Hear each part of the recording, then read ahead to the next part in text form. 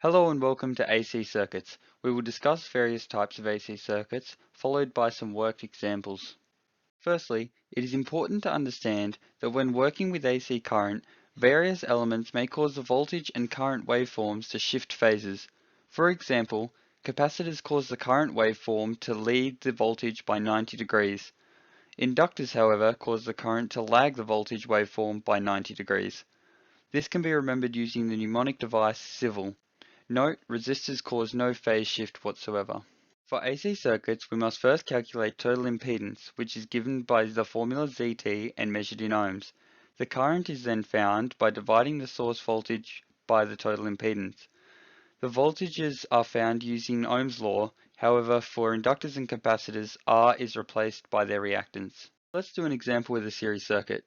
Here we must find the total impedance, current, and the voltage across each element. Feel free to pause the video at any time and attempt the questions yourself if you wish.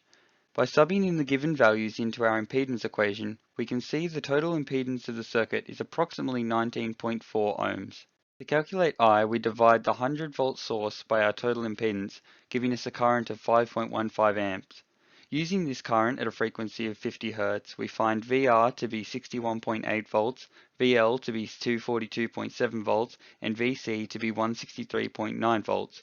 Note, unlike DC circuits, the sum of the voltage drops is not equal to the source voltage. For parallel AC circuits, total impedance is given by the formula shown. As the elements are in parallel, we know all the voltages are equal to the source voltage, allowing us to calculate current using a modified form of Ohm's law. Note, as shown, the total supply current is not simply the sum of the branch currents. Here, we are asked to calculate the total impedance, the current in each branch, and also the total supply current. In the example, frequency is given as 100 Hz, resistance is 50 ohms, inductance is 20 millihenries, and capacitance is 5 microfarads.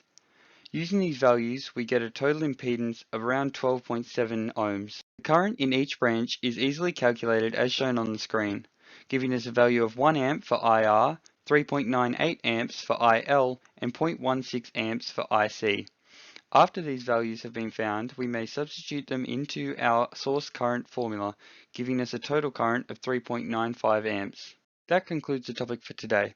I hope this video has increased your understanding of AC circuits and how to calculate various voltages, currents, and impedances within those circuits. Thanks for listening. Have a good day.